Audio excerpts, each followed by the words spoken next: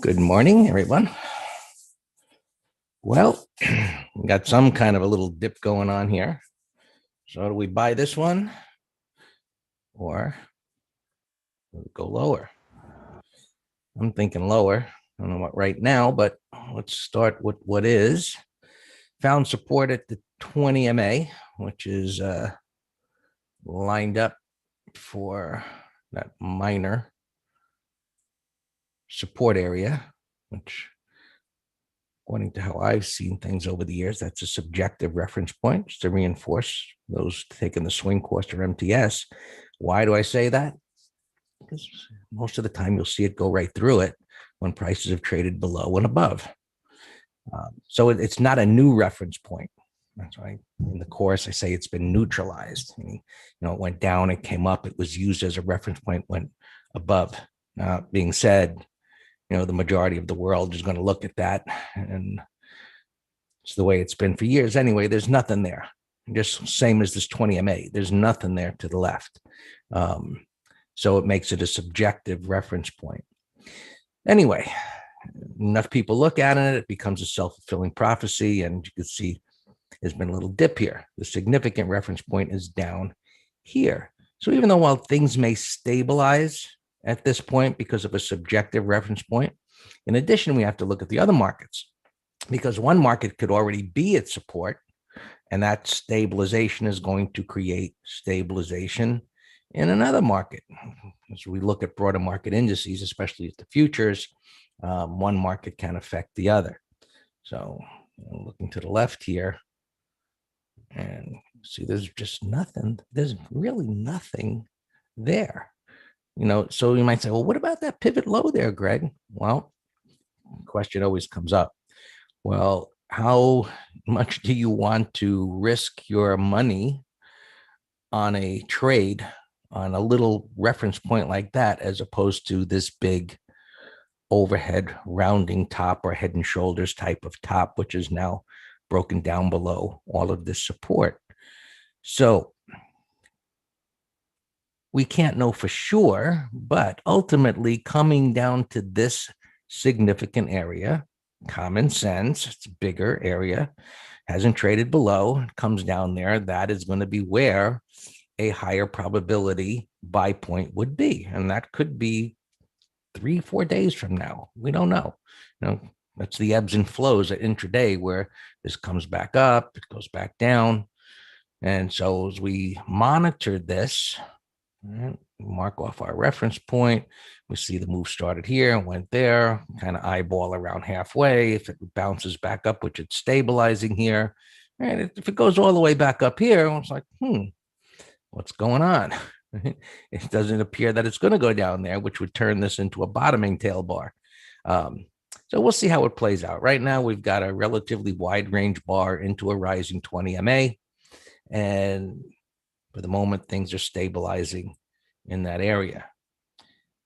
Now we look at SPX. Well, before we do that, let's look at the spiders. Once we get the view of the gap down.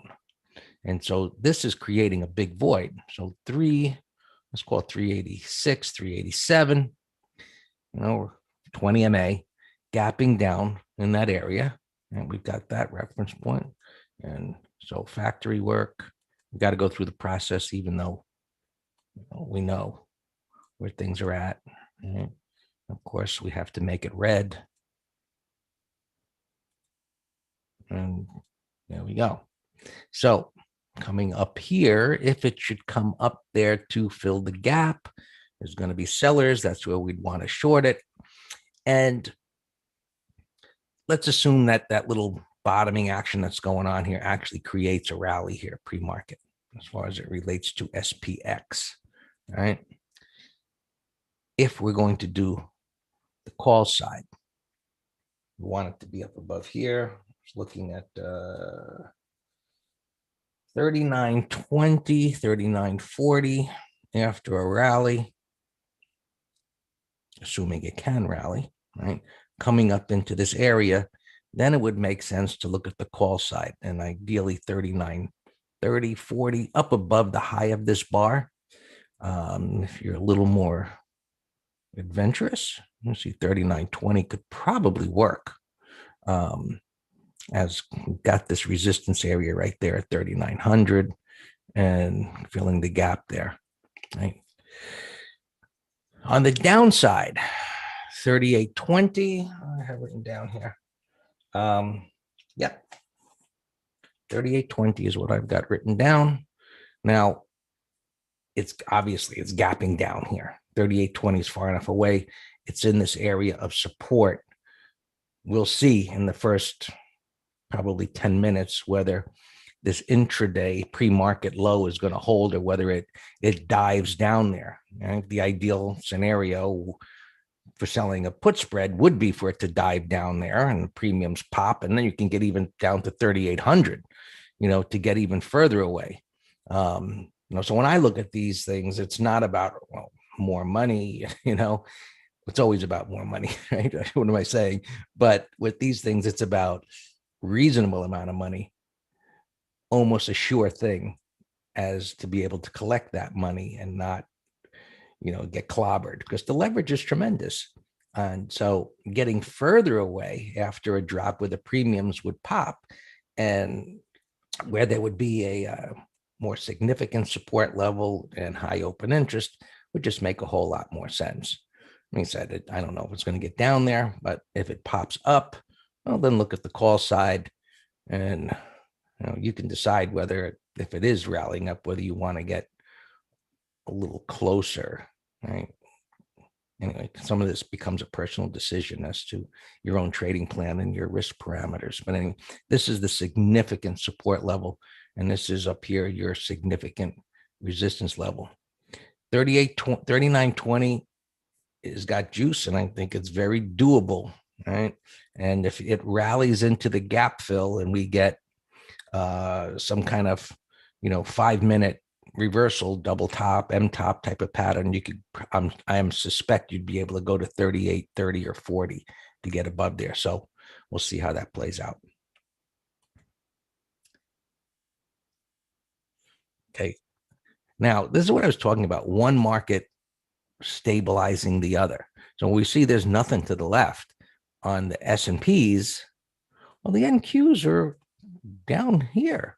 So they're showing relative weakness. And this has been, I know Dan mentioned this in his weekend video, and I mentioned, the fact that tech has been relatively weak lately, and which is just, historically a leader in the market. So when the leader starts to deteriorate, and it's not a serious deterioration, but probably most of you have seen that Apple wasn't its typical go-to rally stock, and the market's bounced, and it's weak and under some distribution. So, and Amazon, of course, Amazon was getting sold on Friday. So now that the NQs are down here, right, you can see the bottoming action that's going down over here. If it starts to pop up, I mean, maybe you want to make sense to go back to the SPX and consider a put side. And if it rallies up, you can get out of that at the gap fill and then, reverse to the other. All right. So we got the NQs already at this support level.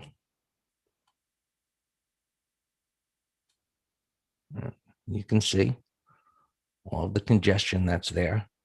Now, it'll be interesting to see what it does over the next couple of days, because below that is the void. There's nothing.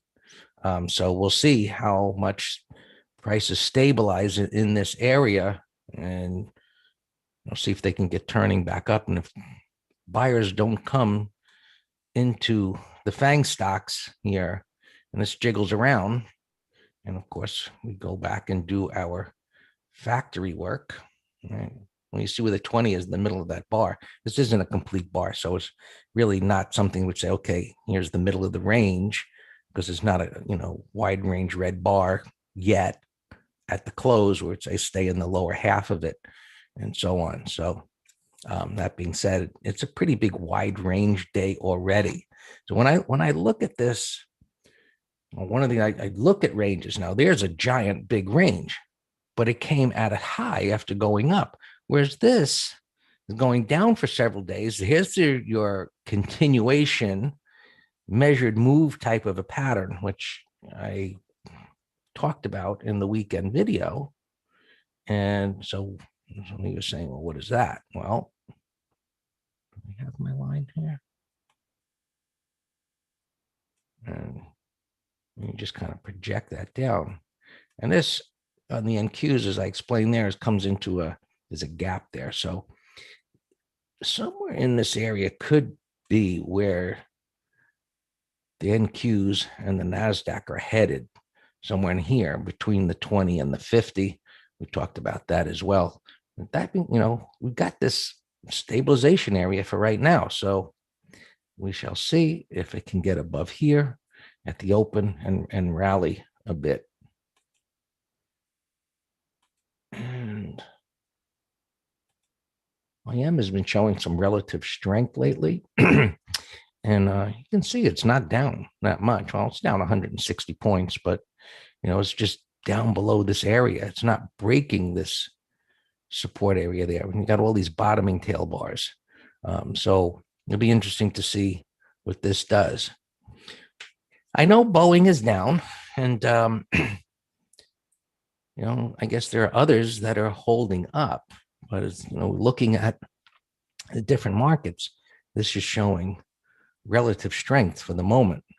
But it's just a mess. You can see the rejection here from the new high. And then this bottoming tail bar just never got, two bottoming tail bars never got any legs to push up. So signs of selling and distribution, and we'll see if this holds up here or not.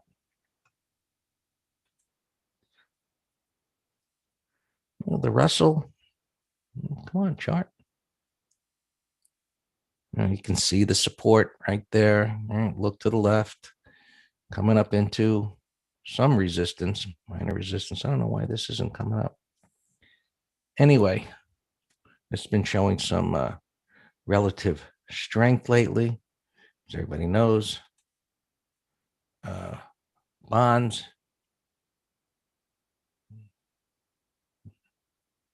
heading back down again. And, I mentioned this in our letters and probably in the room at the end of last year. At some point, the media, the markets, traders are going to take notice of these rising interest rates. And in fact, bonds are falling and TBT has been rallying, and it's actually a good thing, right? It's actually supportive long-term for the markets that interest rates have gone up, but the market worries.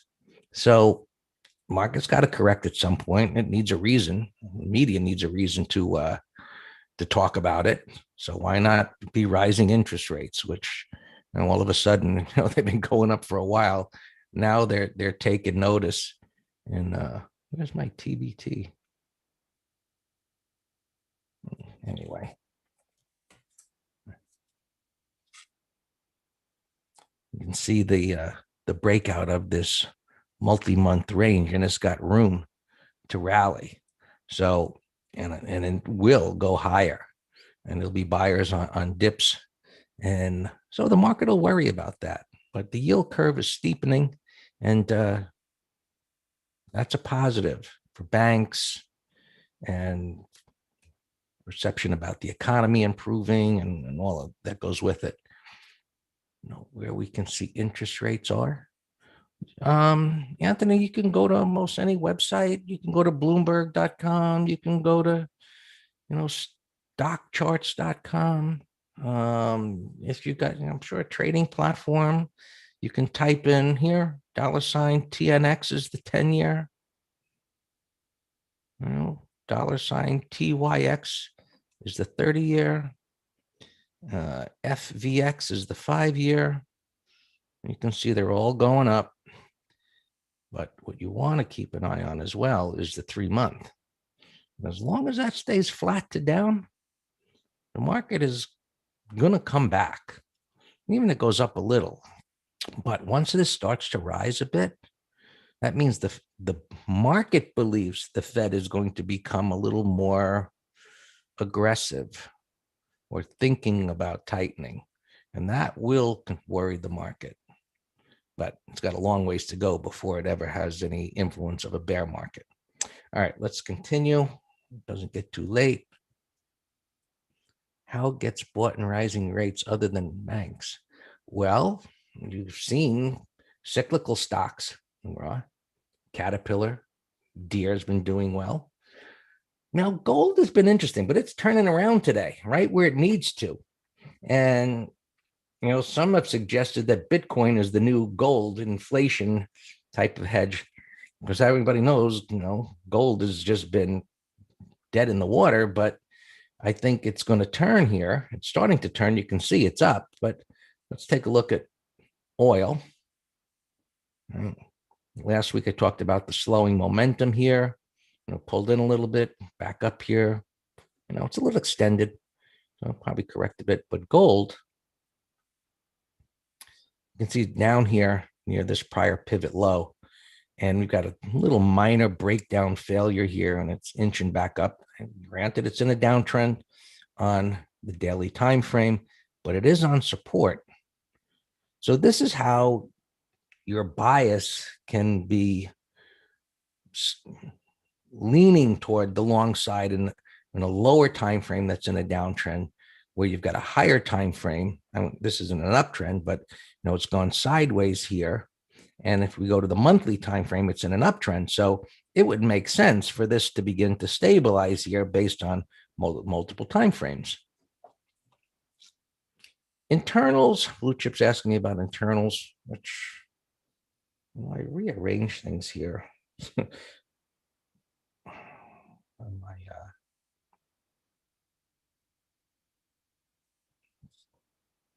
find them.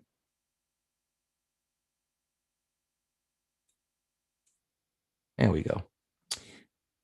So you see that breadth is going to come down here to a bullish level today, assuming things, they're going to open up negatively and things are going to go down. So I think this will get pulled down to a bullish level. Now, sentiment has just been staying up here at this bearish level, and historically 0.80 is extreme, right? But this market's a little different. So one of the things I mentioned in the weekend video was, is this the new neutral? Well, it seemed to be, but now with the markets down, assuming they stay down, put buying should increase. If it doesn't, that's going to be a more serious problem, a more bearish problem for the markets if the put buying doesn't increase with this move lower. But ideally, this will come down here toward these lower bands. This S&Ps will move down between the 20 and the 50. This will be a bullish level, and we'll get a new buy setup because the weekly's in an uptrend. So we should get a buy setup on the daily. So internals right here are a little neutral to bearish. This being neutral, this being bearish, but it's got gas in the tank to go lower. And what else we got here? Silver been showing relative strength.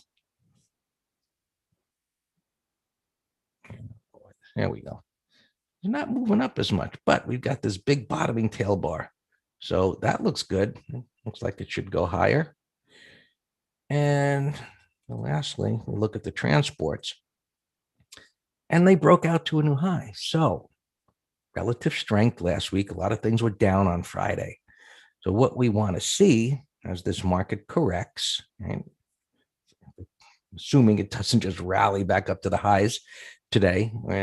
And so any further correction, ideally, the transports will not go all the way back down below this low. I don't know where they're going to open up here. I don't know if that's right, because we don't get much data pre-market, but 229, gapping below that bar's low. If that's going to happen, that's another coffin nail for the markets short term, for that breakout to be a failure and gapping below that bar, because there was a lot of stocks that were doing well, obviously. And so short-term bearish here. If you're nimble, maybe buy the dip at the open, and we'll see where it goes.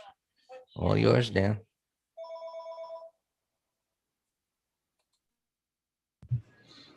Good morning, everyone.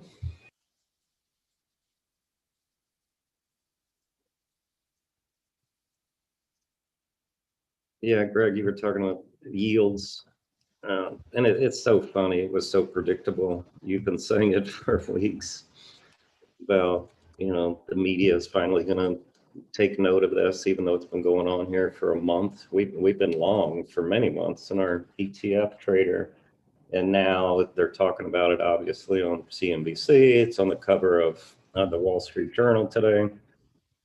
About now the stock market's worried about rising rates, and it's just whatever the media wants to point to of being the catalyst. But we knew it would be something. All right, so um, most of our positions are fine. Um, the only one that I don't like here, RTX, that was an absolute beautiful, beautiful setup. Beautiful. And now I don't know why it's gapping down. I have no idea. We don't hold over earnings, but now it's damaged. I mean, we sold a put spread on this, and I also gave it as a directional over Friday's high, which I sent out a text alert canceling it, obviously. It's damaged right now. So why don't we let me just go ahead and move stop to 30-minute low on that.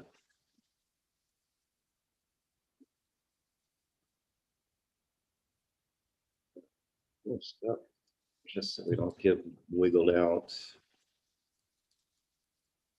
Maybe because same sector. Um, yeah, and actually with Boeing down so much, I'm actually surprised the Dow's not down more. I mean, there's only three green Dow stocks, CBX 65 cents, and the others just pennies. So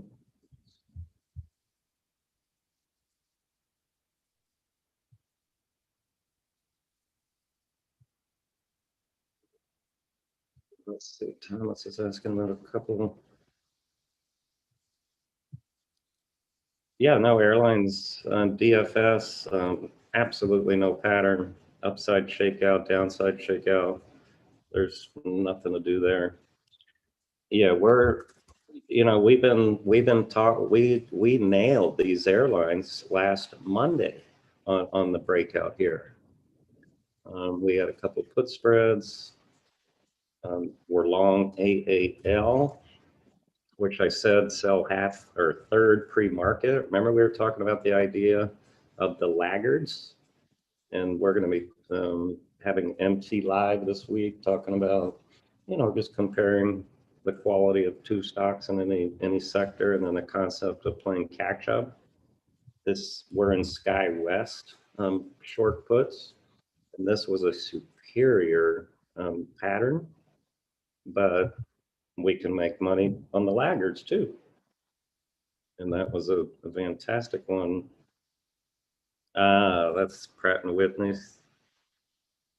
Yeah, no, that would be a big reason. That'd be a big reason of that. Yeah, tied to if they built the motors, without a doubt. HCA, URI, HCA, it's gapping down to 174. No, it's a bearish gap, but on support, no pattern. URI, I can't tell where it's gapping. If the markets stabilize in the first 30, 60 minutes, where we say, okay, I'll consider a long now, it's going to be something that shows relative strength. Look at our snap. Look, we got two trades. We're long the stock, and we also are short a put spread. So that's fantastic. Let's see, I just had an alarm going off on this thing. Buy setup 180 reversal, small little gap up from a bullish 15-minute base. That looks great. QUOT. Put that in the window.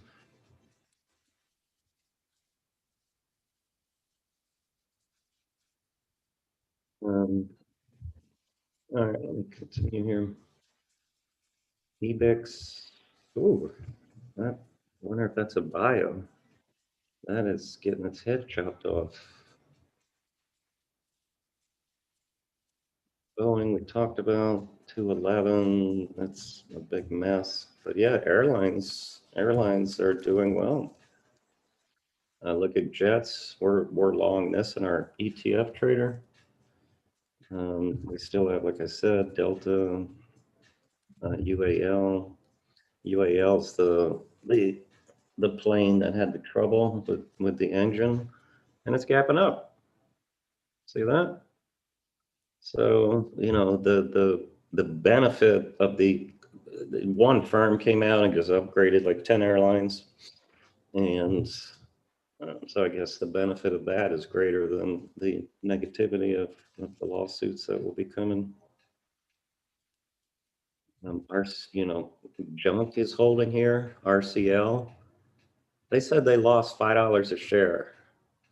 Isn't that amazing? They lost $5 a share, and the stock's gapping up. So that's relative strength.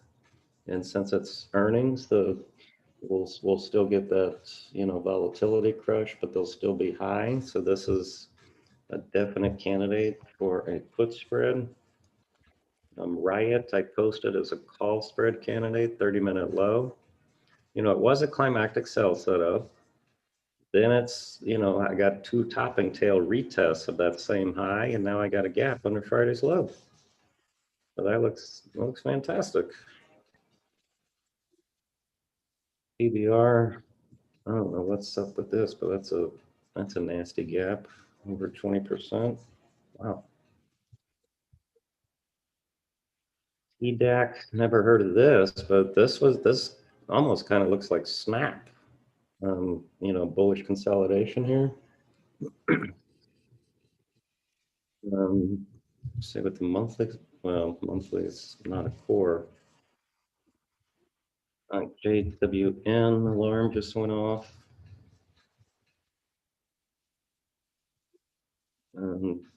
Maybe 5-10 minute high if the market holds. That's showing relative strength. A win. It's been on our list here for a while. That's relative strength, gapping up in a weak market. Yeah, Mara, yeah, trades with Riot. Yep. I liked Riot better, just because you got these overlapping bars here is going to provide a little bit more support than Riot.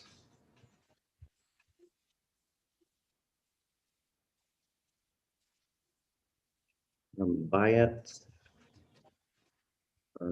Every time I see these things, they just kind of look like these Wall Street bet toys to me. The news was saying that Pelletier is on their playlist, so maybe that was part of the reason it was up on Friday. The Wall Street boys playing with it. Snap Alarm. Merck is back down to that prior low. We'll see if it turns around today. If it does, if we can get a green day on Merck, that'll be a buy. Here, RCL, let me check puts. Yeah, see, they're just too spready. These guys are jerks. 27 cents by $1.74. 2 cents by $1.32. But something like that is a great time, McGraw, and this. Try to play market maker, where sell a $75 put.